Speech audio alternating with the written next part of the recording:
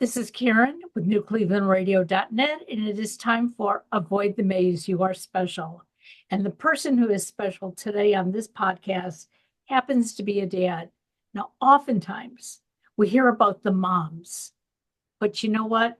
There are special dads. And Robert DeLena has a story to share with you. I think many of us are going to say, aha, something similar happened to me. And I want you to understand that we're all special people. We all have different needs. We all relate differently to the world. And we try to have some similarities and we try to have some rules and regulations, but not everybody marches to the beat of the same drummer. In fact, in my household, I am married to a man who is on the spectrum, did not learn that till he was 55 years old. And my youngest son is on the spectrum. In today's world, you would say they have autism 1. Back in the day, who knows what it was? It doesn't make any difference. They think and act a little bit different.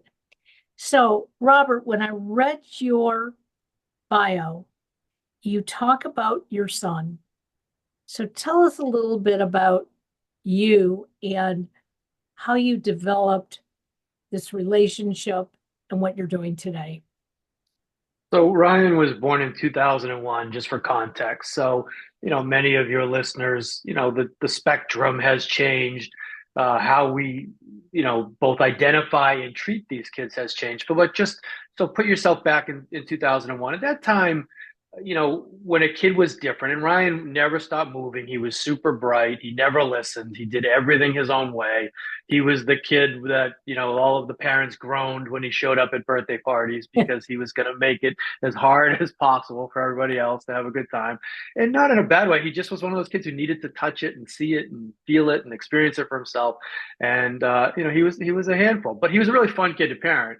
It's just when we started to get into the school, systems, and it started with a preschool that was a co-op, and we were told he was gifted, and we thought that was all right. That's a good thing. And then when we started to advance into more, fancy private preschools, they flagged him right away as being different and wanted to have him observed by a pediatric neuropsychologist who did a pretty quick and dirty, observation over a couple of hours, took out a yellow legal pad, drew it down the middle and said, Ryan's really smart in the left half of his brain and he's got some deficits in the right half. He has this imbalance and he's always going to be, sort of hard to manage as a result of it. And she pushed us into a more, a town preschool for special needs kids at the time. It was a mix of typically developing and special needs kids. And that went okay for a couple of years. But even then, he was one of the harder kids, if not the hardest kid. And, we at this point, we had screened him, really not for, he wasn't autistic because he just was so verbal at the time. Right. And the spectrum was just starting to come out. And in his official diagnosis, and people will want to know this, is pervasive developmental disorder, not otherwise specified, which I bet half of your listeners are nodding their head saying, yep, my kid too. And none of these kids are the least bit similar, right? They all have that diagnosis, but it tells you nothing.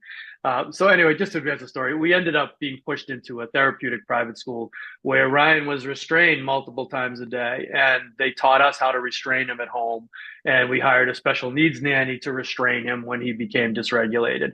And, pretty quickly over, a period of a couple of years, at least at home, we knew right away that the restraint was just a really bad approach because, oftentimes he'd end up on the kitchen floor face down and, I wouldn't remember why I restrained him to begin with. I didn't even know what happened. All of a sudden, I'm wrestling on the floor with my son and thinking, this is crazy. What is this doing? How is this helping him make better decisions the next time? Right. So we started to push on the school. The problem was that in our town, once we had moved into a therapeutic system, there was no method really to take him back. And the town had just kept citing that he had a one-to-one aid. He was being restrained multiple times a day. We had all this paperwork about all these restraints.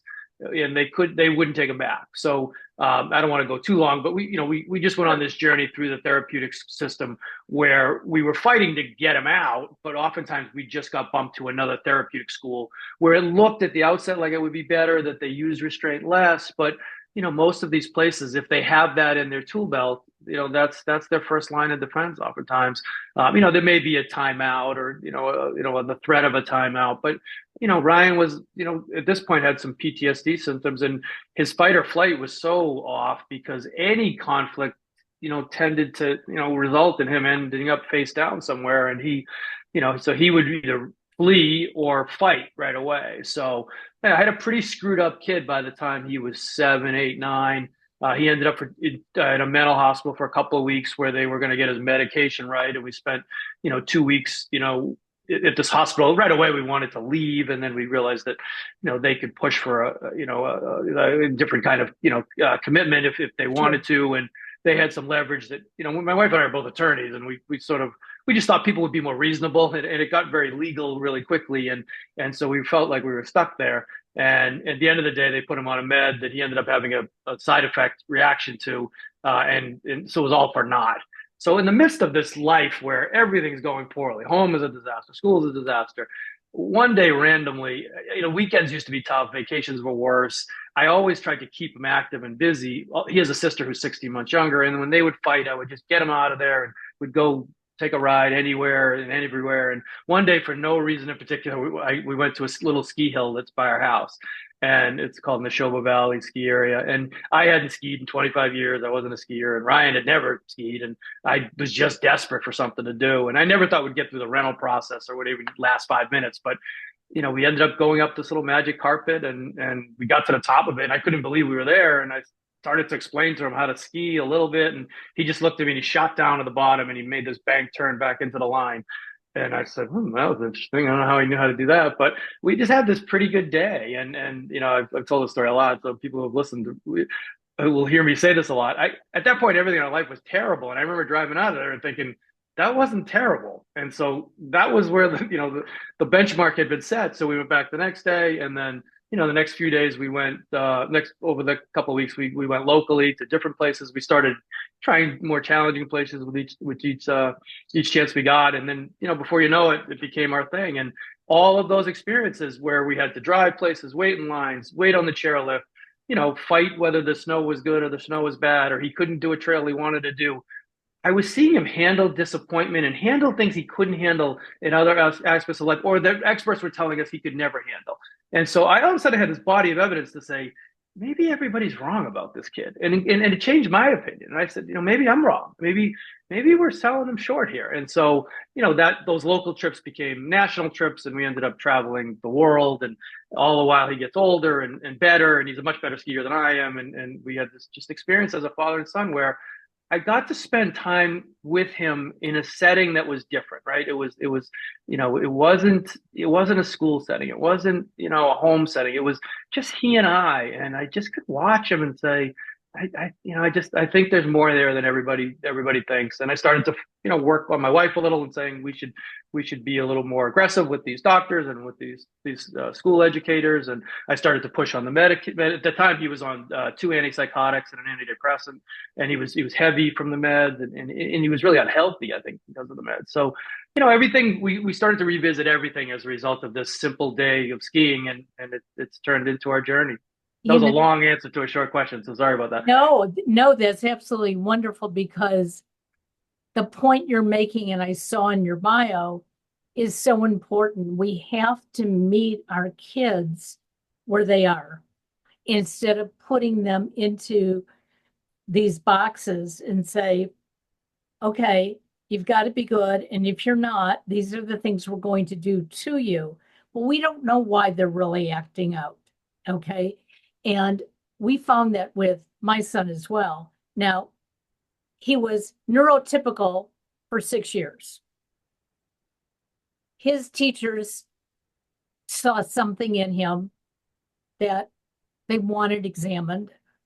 They told us we had to go get a diagnosis. When we asked why, they said, when the fire drill bell went off, your son hid under the chair and had his hands over his ears. Well, we knew he was sound sensitive, and the doctors kept telling us there was nothing wrong. Some people are sound sensitive. So we take him back to the doctor. Doctor examines him, and he says, well, he probably has Asperger's. And this is mid 90s. And he said, you know, I'm not going to say he's going to grow out of it, but as he matures, the behaviors that you might see now are not going to be as intense. Mhm. And I thought, how can you say that? Well, number one, this doctor is also on the spectrum and he has a son on the spectrum and he's been working in the industry. So he knew if the school hadn't pigeonholed him and labeled him, he could have had a phenomenal time in school. He loved school, but because he had a label, kids made fun of him. When kids made fun of him, he had his meltdowns. Mhm. The other thing is he has two areas of expertise. Well, actually three, but we noticed the two when he was young. Sports. All he had to do was watch one baseball game and he knew what people are supposed to be doing. The other is music. Now, we didn't know until he was maybe 10 years old that he really had a good voice and liked to sing. But we made sure that he was involved somehow in music and sports. In those two areas, he did fine, except for if somebody wanted to point out that he was autistic or used the R word. Mhm. So I became his protector. Probably the worst thing I ever could have done for him. But what I'm hearing you saying is your son got diagnosed. The system and the doctors basically said, this is what his life is going to be like. This is what you have to do. Nobody told you to watch him, to ask him, to get him to point you in the right direction. Mhm. So how old was he when this finally happened?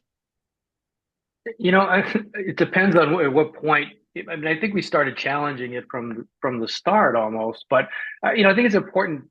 And our story is a little unique because I'm not convinced Ryan's on the spectrum at all or has anything wrong with him per Sure. se. I and we were willing to put that label on him because we thought the label was going to help fix him. And I Exactly. think that was our mistake was that when he was different than the other kids, I took that as a sign of failure that we had failed some way as a parent, or he was going to set himself up to be a failure in life if he didn't comply right away as this 2 or 3, 4-year-old boy, which is crazy. But with your first kid, you make those mistakes, and when you have a public school teacher saying, he's the worst kid in the class, well, that's traumatic as a parent.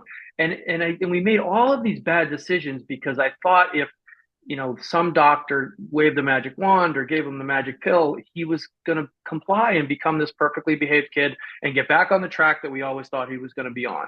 And what skiing finally showed me, when I started viewing him in that lens, skiing was the one area where Ryan was a risk taker and he never listened. Well, all of a sudden he's in this environment on a ski slope where you're the best guy on the mountain if you don't listen or you're a risk taker. And he was getting lauded for the fact that he was doing things that maybe technically you're not supposed to on a ski hill, but he would climb off and off the side or go under a rope he wasn't supposed to. But in that world it's viewed as cool. And so I don't know, I started looking at him in different lenses and thinking, all right, maybe he's not going to be an investment banker, maybe he's not going to be a doctor, maybe he's not going to be a lawyer, but he's found this thing that he really likes, he's really good at it, and it makes him happy. And because we had struggled so much and watched him struggle so much, and I'm sure you can, you have experience with this. When your kid's miserable and things are going poorly, when they're happy for 5 minutes, it's different. Everything's changed, right? And so Right. when that becomes the goal, just God, let him be happy for 5 minutes. It recalibrates everything. And I think even with my daughter, I still find myself falling into those habits, and you have to get an A, or why didn't you do better on this exam? And it's you forget sometimes. It's a long life, and there's going to be failures and there's going to be successes. But if your kid can find something they're passionate about, that they love, and that they're happy, if they're just happy, with who they are, nothing else really matters. And I think I've had a unique experience. And in the book we wrote, I own all those mistakes. I mean, it was me. I let it happen. I mean, as much as I'd love to blame the system and blame the doctors and blame pharma and blame the school systems, I put them on that path, and I said yes in the beginning, and then I fought to fix it. I did. I will say that, but had I just looked at him in the beginning and said, you know what, who cares? He's different. I'm not going to listen to him. So what? You're going to have to deal with him, teacher. I'm sorry. He gets up when he's not supposed to. He's 4 years old. Figure a way, be creative. It doesn't result in a punishment when you're that age. And I don't know. I took it so personally that my wife and I are rule followers, and we grew up the hard way, and we ended up being successful because we just did what we were supposed to do. And all of a sudden, I have this kid who won't do anything he's supposed to do, and I think I viewed that as, in some ways, as a personal failure, and I shouldn't have. Well, and I think a lot of us as parents go through that. Okay. If I had to do these things, then you have to do these things. I remember, so I have two sons, they're 15 years apart. So by the time my youngest was born, the other one was already in high school. He was getting ready to graduate, and then he went away to school. So he didn't really understand what his baby brother was going through. And sometimes he'd come home, on a weekend, and he'd say, he's a spoiled brat. And I said, in some ways, you're right, but that's my fault. Okay. Because I need to let him be happy. Now, I didn't let him tear the house apart or do anything like that, but maybe I let him have that extra 10 minutes of TV when his older brother said, well, you never let me do that. Well, yeah, I didn't have to argue with you. I didn't have to retrain you. When I could say 10 minutes to my youngest son, I could put a timer on. And now he knew, wow, this is what I gained. And when that timer went off, I could then move him on to whatever it was, dinner, go to bed, whatever. But I kept blaming myself too. Why am I doing all these things for you? I didn't do them for your brother. And I'm working so hard as a mom and almost feeling resentful. Okay. But nobody else was going to do it for him.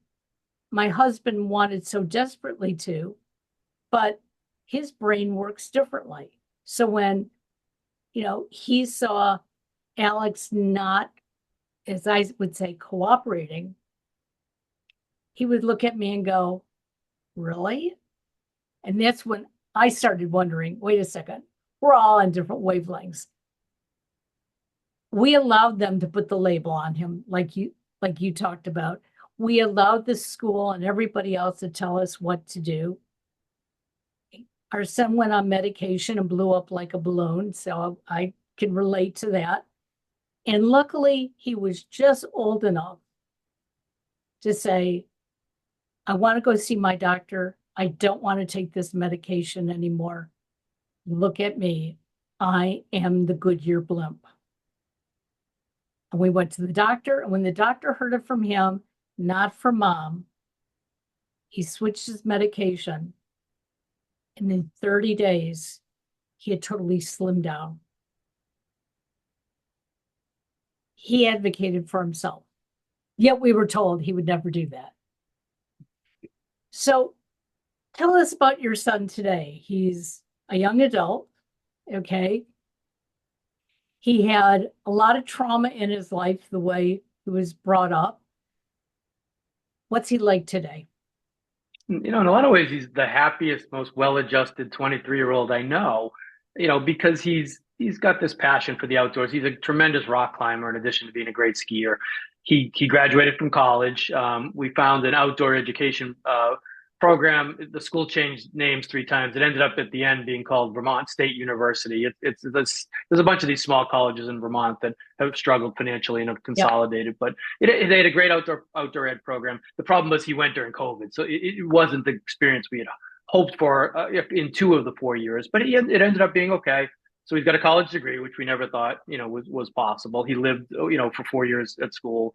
He spent the summer in Acadia, Maine as a rock climbing guide. He lives most of the time out of a van that we had sort of tricked out for him, and his girlfriend has a place, so he spends some time indoors as well. But I think he could live his life outdoors. The winter he'll find some ski guiding opportunities. Hopefully, he still has to advance. There's a bunch of certifications you need with the ski guide, a lot of avalanche stuff. So he's got some hurdles still to go.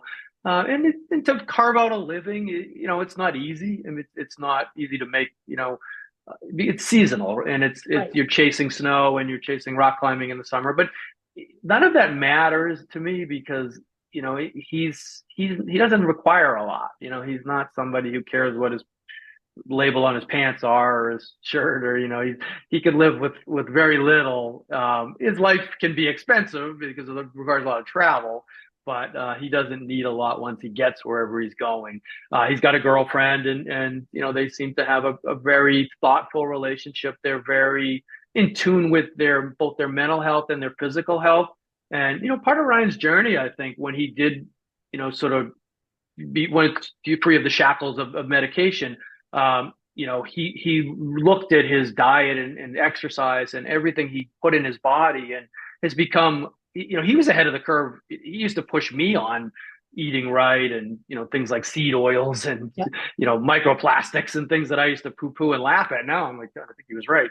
And so I've reinvented sort of the way I eat as a result of that. So I think the way he treats his body has helped his mental health a tremendous amount. A lot of yoga and breath work, and he deals with situations differently now, I think, because when he was little, they used to say Ryan lacks a contemplative pause, right? And you probably heard that phrase, right? He would just react, and that was true, And here's this pill that will give him this contemplative pause, and that never worked. It never changed anything. But when he decided to look at life differently and give himself a chance to assess a situation and not overreact, he's become a really fully functioning adult. Can he still overreact to things? Sure. I've seen it.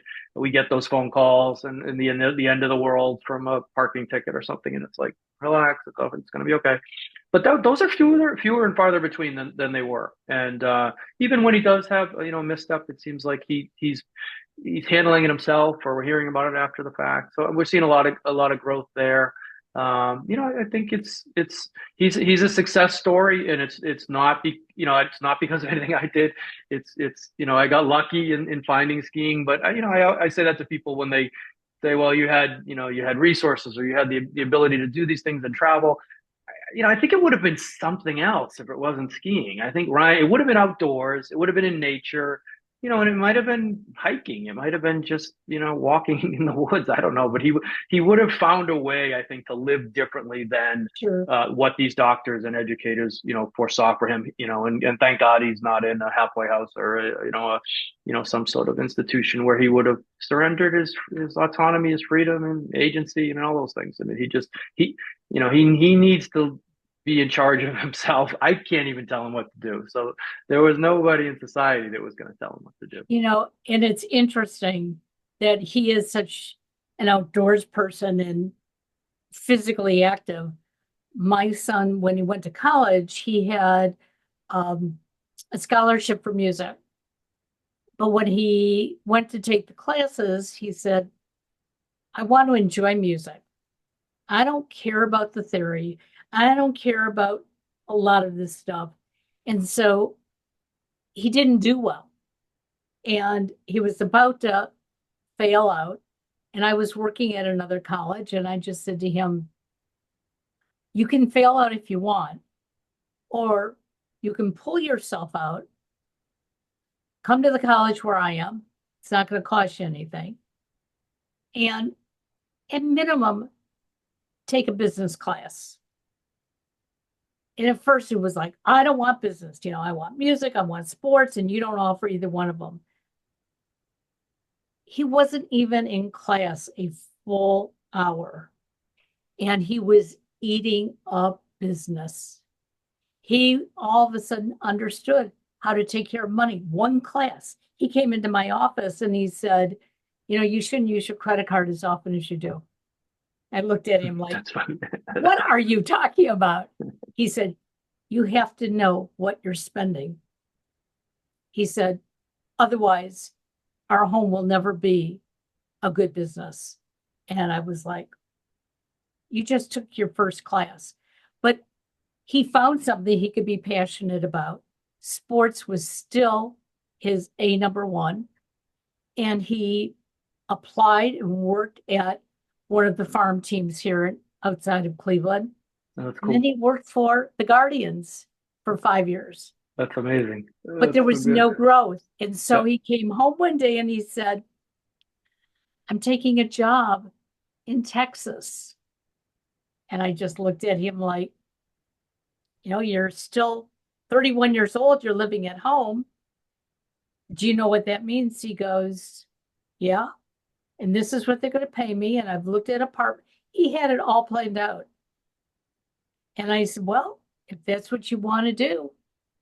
And he said, I don't want to be that far away, but I'm going to. He packed up his car. He drove away. Mom cried for 3 days because it was like, oh my God, he's on the road alone. But just like your son, he manages. Does he call when he's feeling down? Absolutely. But you know what? I called my mother up until the day that she got ill. And I was in my 60s when I was calling her on my down days. So our kids are allowed to do that. Definitely. No, and part of it, I think, with Rye is, there's a perfectionism, I think, sometimes where, in school in particular, rather than write a bad essay, he would write no essay, and say, I'm just not interested I'm not interested enough to write this fake paper because I don't care if Thomas Jefferson was the best president but I would watch him write these blog posts about, this piece of rock in the middle of Maine that was, 8,000 words. And he's so descriptive in his beautiful language and he's a tremendous writer. But if he doesn't feel it, he couldn't do it. And I think to us, it's natural and it's, part of guiding is client development. And you have to, sit with people and ask them about their careers and ask them about, what they do. And even if I say to him, I don't care what the answers are. And, I'm a salesperson. So I just nod my head and smile and I'm not listening half the time, but I know I have to do it. And sometimes you have to do some of that. But he's so earnest in not wanting to deal with people on that level. He wants it to be a real connection. And, he's not going to fake his way through life. And I admire him so much for that. And I think there'll be days that are harder, I think, as a result of that. And then even in relationships, if you're honest all the time, life can be hard in a relationship. Exactly. Sometimes you have to bluff it a little bit. But he's a great kid. He's got a lot to look forward to. And, I have, like I said, I have a daughter who's 16 months younger. And in many ways, she's become a lot harder to parent because, number one, we ignored her all the time when Ryan was struggling. And then we ignored, especially I ignored her because I was traveling all around with Ryan skiing everywhere and trying to make him better. And then all of a sudden Ryan was better and we write this book and he's getting all this praise about how he's better. And, she's forgotten in that even. And so, the last couple of years of college for her have been a struggle, socially. And I don't know if, she has a passion for certain things, but I don't know if she's found the thing yet, and so in a lot of ways I worry more about her than I do about him. And I said that to Ryan when Ryan was in Acadia, Maine, which is, we're about 5 hours from us. And I said to him when he came home, he's been home this week. And I said, Ryan, this is gonna be a weird thing to admit as a parent, but there were days this summer when I never thought about you. And I never thought I would get to that point where I would go a day without thinking, is he okay? And he sort of looked at me funny and he said, I guess that's a good thing. And I'm like, yeah, it's definitely a good thing, So here we and sit. I think it's important for parents to understand that all of our journeys are different. And even if your child finds their fulfillment sweeping floors, living in a halfway house, if they're happy, if that's what they want, I didn't want somebody to tell my son that's all he could do. And luckily, he was just old enough to understand and go, lady, you're crazy. I'm out of here. I never wanted anybody to tell me what my career could be. In fact, when I went to college, my parents said, "You're going to go get a teaching degree." And instead, I worked on communications. And when I had my associate degree and I said, "Can you come for graduation?" They almost killed me. It was like, did we waste our money? Um, they got over it over the years.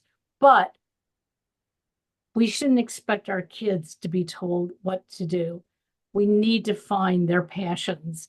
I had a woman on last week. Her son, at the age of 1, showed an interest in painting. Now, she's artistic.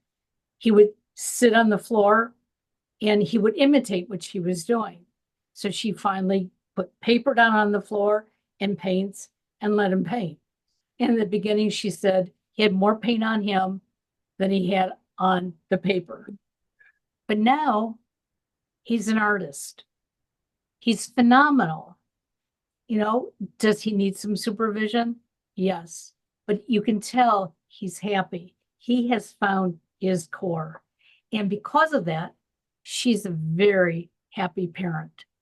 Now, some of us might look at that and go, "Oh, that's sad." No, it's not sad. Because if he hadn't found that passion, he may just be sitting on a chair someplace. But now you can see what's going on in his mind in his pictures.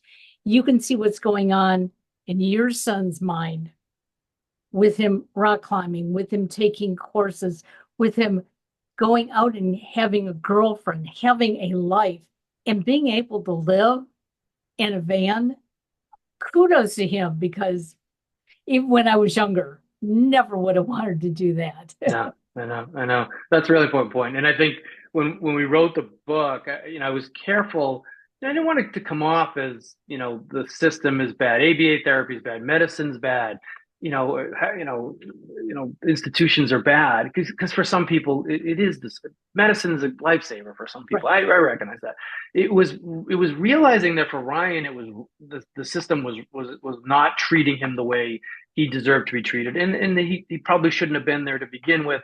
And then the tension we felt in trying to extricate him from the system, and to stop medicines, it was kind of eye opening that once you get on that train, there's really very few people who get off.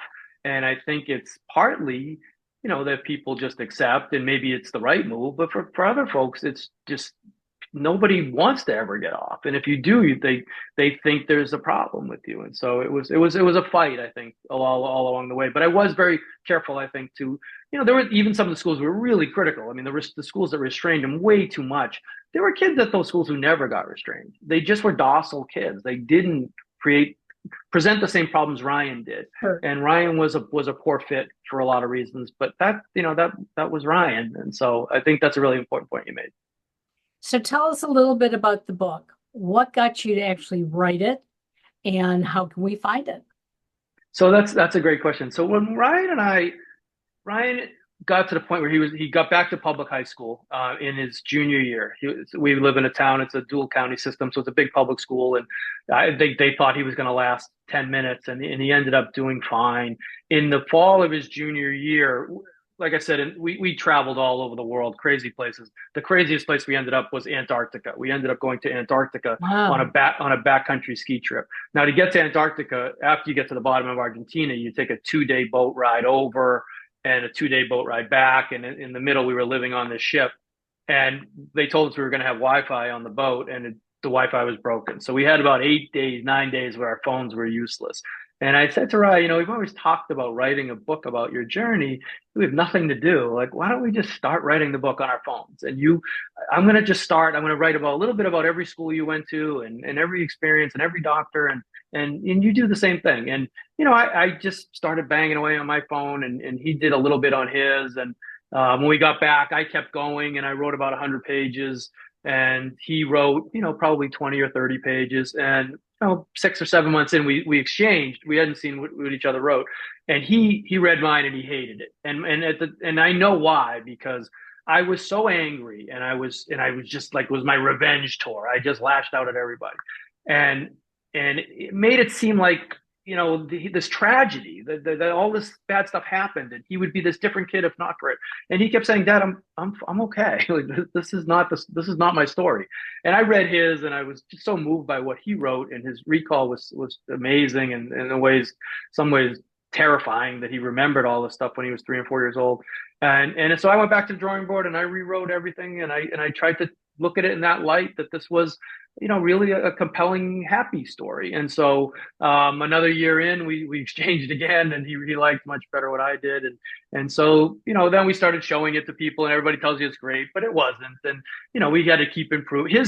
What he wrote kind of stayed intact. I didn't touch his too much.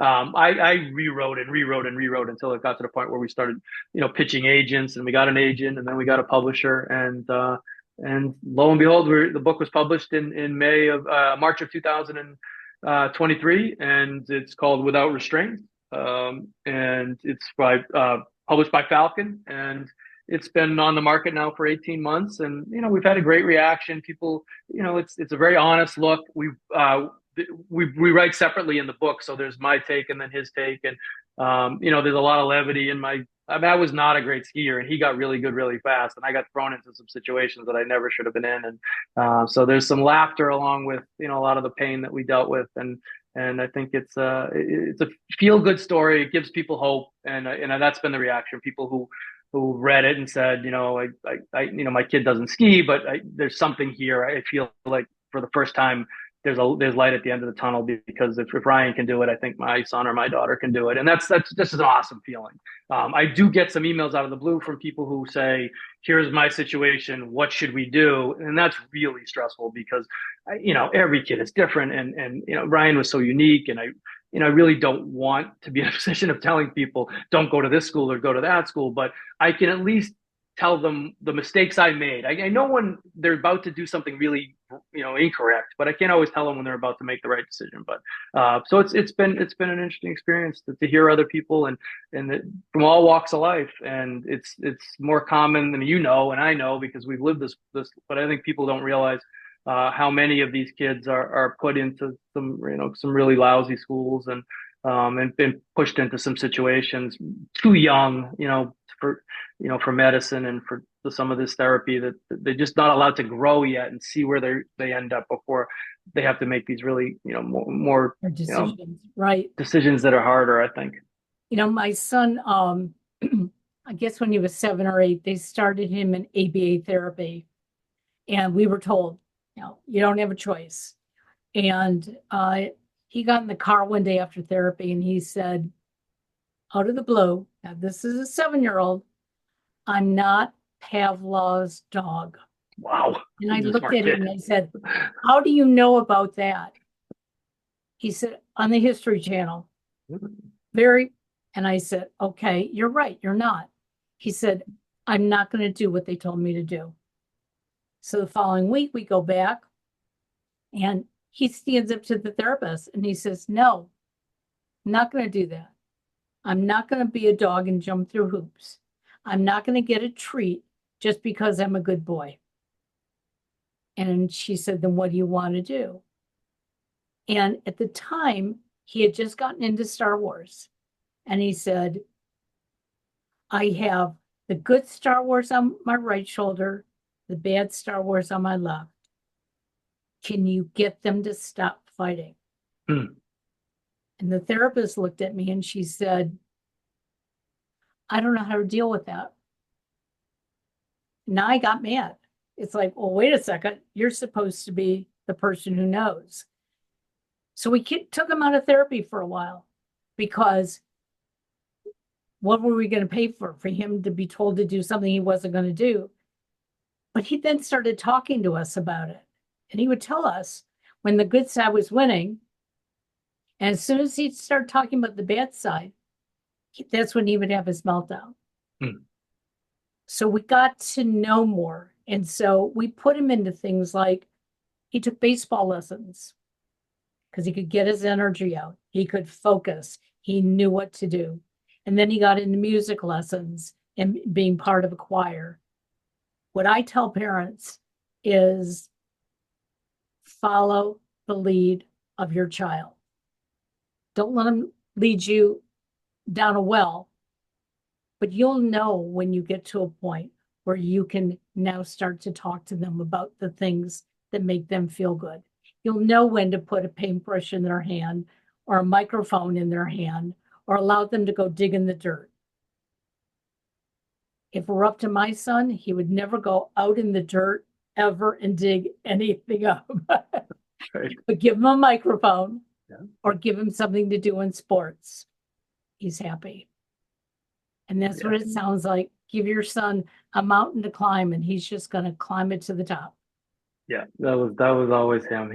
He always wanted to do the biggest and the hardest thing, and skiing sort of checked those boxes because the runs are named, they're given categories, they're double black or blue or green, and different mountains had it's pretty descriptive which one's the hardest, and we had to check all those off. And then when that became boring for him, he started to ski in the backcountry, and that you have to supply your own energy up the mountain is skinning up or up and going to places where nobody else goes, and that was what he needed. And rock climbing is similar. There's different grades and things are harder and easier, and he needs that. He needs all those constant challenges and the uniqueness of places. But he's also the kind of kid, when he gets to the top, he appreciates the beauty of it all. And I think that's and that for me was, even in the beginning when I was chasing him around and I was terrible and it was cold and I'm like, God, they're going to do this every Saturday. But there would be moments when I would just look and, sometimes the snow would be on the trees and, you're looking out over the landscapes and saying, this is pretty good. Like, this isn't, I could be a hockey parent and I'm standing in the crowd right now and biting my fingernails if my kid scores or doesn't score. And I thought that was going to be me, honestly. And I didn't expect this, but this is pretty great too. So I'm lucky. Well, sometimes the path leads us in a totally different way. We don't have to get stuck in the maze. We just have to keep looking for those options. All your information will be in our show notes. I hope our listeners will check your book out. As I tell everyone, we're all in a similar story. You'll find something that you can resonate to, and then take it from there. Live your best life. Thank you so much. I appreciate it. And say hi to your son for us, okay? I will. Thank you so much. Thank you. Take care now. Bye-bye. Bye-bye.